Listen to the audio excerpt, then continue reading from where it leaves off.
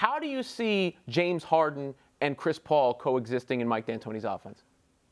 I think it's going to be a little bit different than people think, a little bit more maybe troublesome for this reason. The 7 seconds or less Suns, Steve Nash, you rolled the ball out, Steve clearly had it.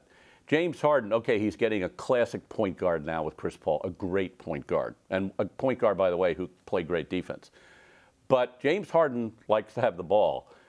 You know, James, when in the year before last, when he was a two guard, has the ball most of the time.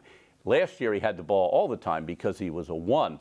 I don't think that habit of, you know, playing off the ball is going to be as easy for James Harden. So I think you're going to see a lot of times when James Harden is creating shots for Chris Paul. Knowing D'Antoni's mind, obviously he's thought of this. So I think you're going to see a little bit more of Chris Paul maybe being more of a two guy, you know, with James getting him the ball. That could be really effective. Chris Paul is a really, really terrific shooter, can sort of get his own shots. We're going to see now if he's a spot-up shooter, you know, with James getting the attention. What about the possibility of Carmelo Anthony going there? Because I always thought Melo on paper worked as the stretch four in D'Antoni's offense, but we saw that work to horrible results in New York. Do you think it could be better if they tried again?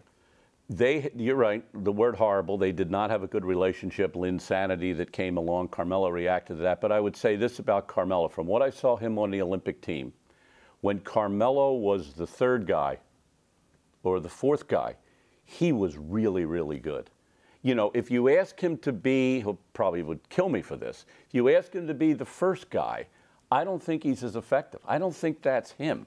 Even the second guy, now you put him on the Rockets, and he's the third guy, I think he's pretty damn good. And I think against all chemistry odds, I think on the court, it could be a really, really effective team.